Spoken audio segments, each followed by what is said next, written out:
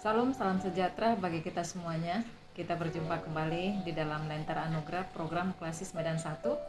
Saudara kekasih Kristus, bersama dengan kesempatan ini, mari kita bersatu di dalam doa untuk mendengarkan firman Tuhan. Kita berdoa. Bapa di dalam kerajaan surga, kami bersyukur Tuhan pada kesempatan ini kami diberikan hadiah yang indah daripada Tuhan, yaitu berkat Tuhan, hari baru, kesempatan yang baik. Bahkan kami dapat bersekutu kepada Tuhan untuk merenungkan firman.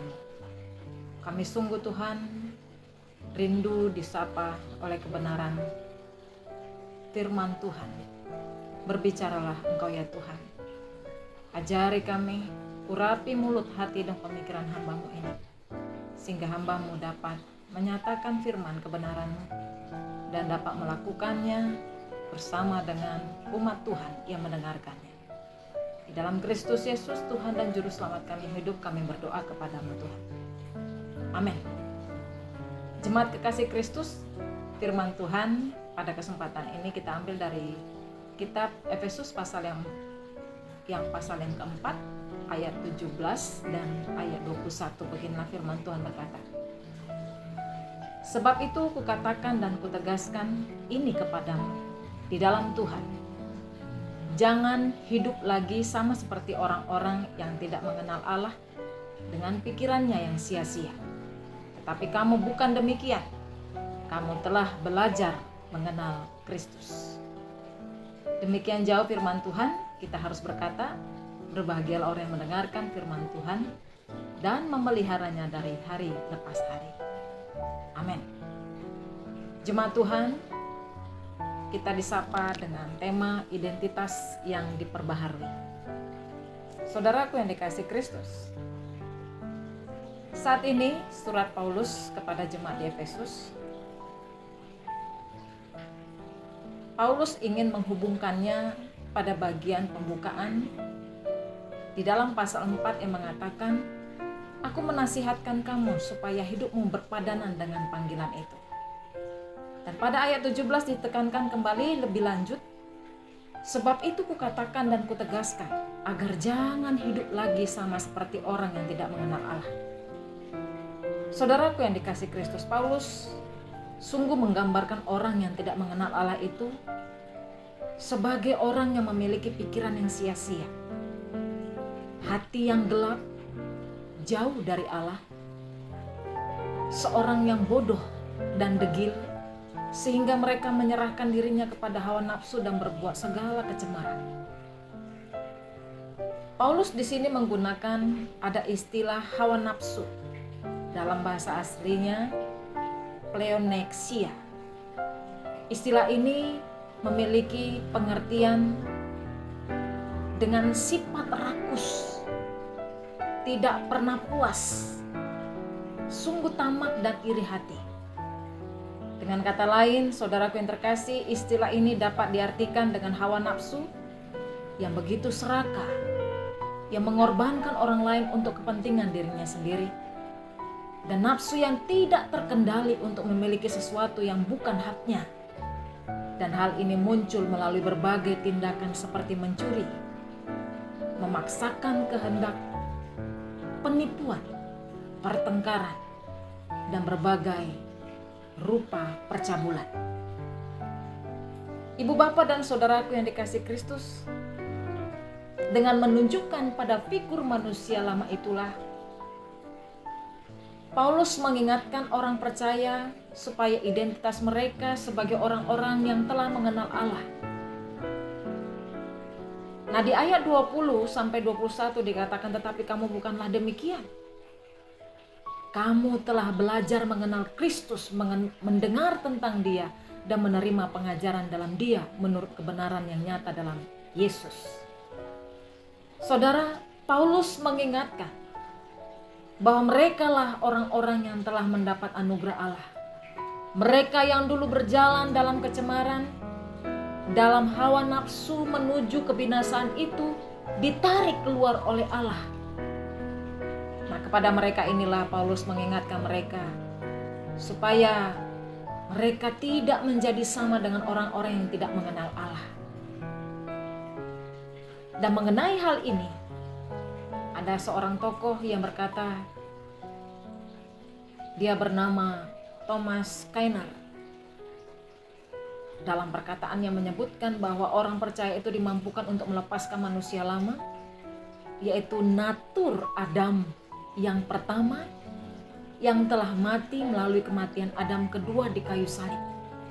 Nah, demikian juga orang percaya, kita dimampukan untuk mengenakan manusia baru, yaitu Adam kedua melalui kebangkitan Kristus. Saudaraku, ketika seseorang mengenal Kristus, maka dia sudah menanggalkan manusia lama. Dan pada saat itu sudah mengenakan manusia baru, yaitu Kristus. Tapi kondisi ini tidak berhenti di situ saja. Paulus menegaskan kembali dan memakaikan istilah dengan diartikan terus-menerus, ada makna terus-menerus diperbaharui. Dan ini menunjukkan bahwa pembaruan atau pengudusan orang percaya itu merupakan karya Roh Kudus yang memampukan orang percaya agar terus-menerus diperbaharui.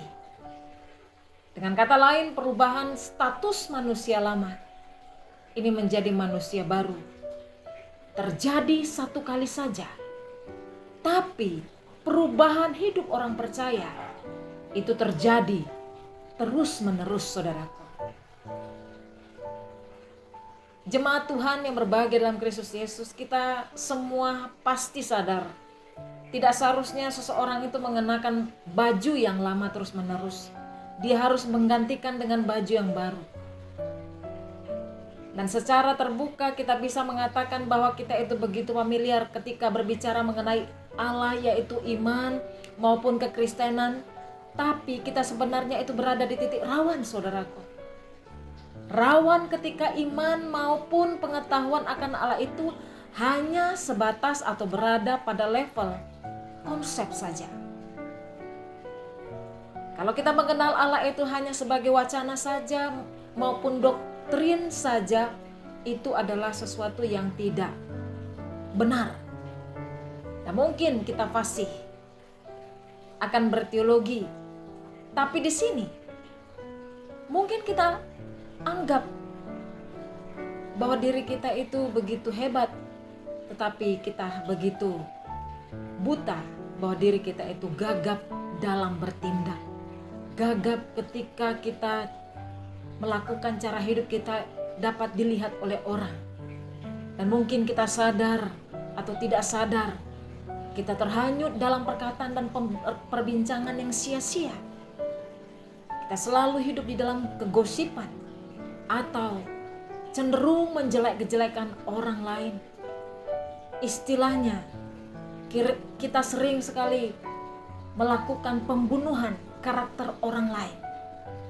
Mungkin kita itu menjadi orang yang dengan mudahnya mengikuti amarah kita. Bahkan menyimpan kesalahan orang lain dengan begitu mendalam. Mungkin kita terusik melihat rekan kita itu lebih diberkati daripada kita.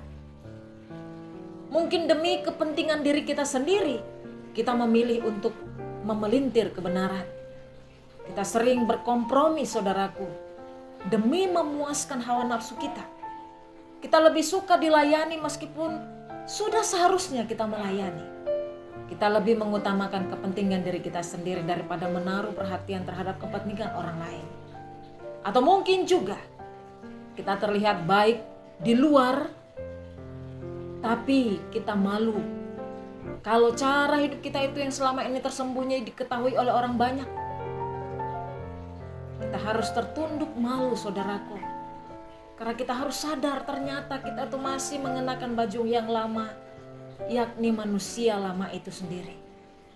Saudara, mari kita merenungkan kembali makna penebusan Kristus dalam hidup kita ketika kita, saudara, saya, saat kita bertemu dengan anugerah Allah itu sendiri. Kita yang seharusnya binasa,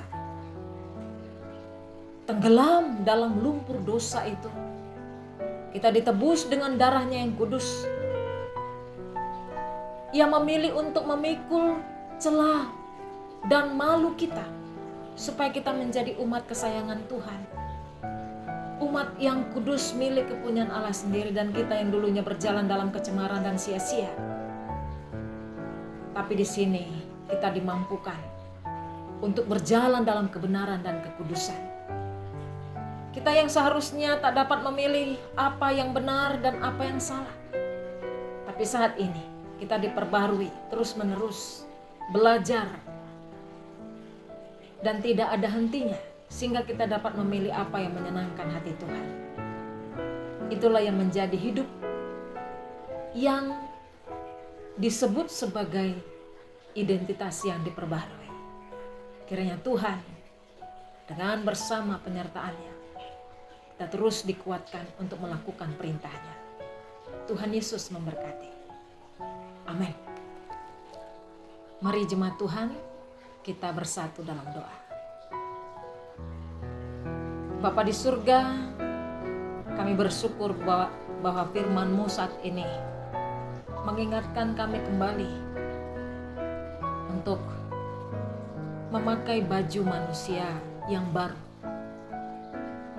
Kami harus meninggalkan manusia yang lama, perbuatan yang tidak berkenan di hati Tuhan. Saat ini firman-Mu sungguh mengajari kami untuk hidup benar di hadapan Tuhan. Kami tidak mampu untuk bisa menyatakan apa yang menjadi kehendak-Mu itu Tuhan dalam hidup kami, kalau Tuhan tidak menolong kami.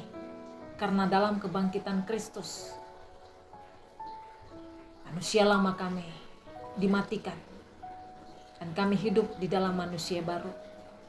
Karena Engkau sediakan hidup yang kekal bagi anak-anak yang terus-menerus memiliki pengharapan kepadamu. Inilah kami, anak-anak Tuhan, yang mau diperbaharui identitas kami ini dengan karya kasih-Mu saja. Terima kasih Tuhan, firman-Mu. Mampukan kami untuk melakukannya, untuk menyenangkan hati Tuhan. Dalam nama Tuhan Yesus kami berdoa dan mau mengucapkan doa Bapa kami bersama-sama. Bapa kami yang di sorga, dikuduskanlah nama-Mu. Datanglah kerajaan-Mu. Jadilah kehendak-Mu di bumi seperti di sorga. Berikanlah kami pada hari ini makanan kami yang secukupnya. Dan ampunilah kami akan kesalahan kami, seperti kami juga mengampuni orang yang bersalah kepada kami. Dan janganlah bawa kami ke dalam pencobaan, tetapi lepaskanlah kami daripada yang jahat. Karena Engkau yang punya kerajaan dan kuasa dan kemuliaan sampai selama-lamanya. Amin. Terimalah berkat dari Tuhan. Kasih karunia daripada Allah Bapa, kasih sayang Yesus Kristus di dalam persekutuan Roh Kudus, kiranya memberkati kehidupan saudara-saudara semua saat ini sampai selama-lamanya. Amin. Selamat pagi, Tuhan Yesus memberkati. Shalom.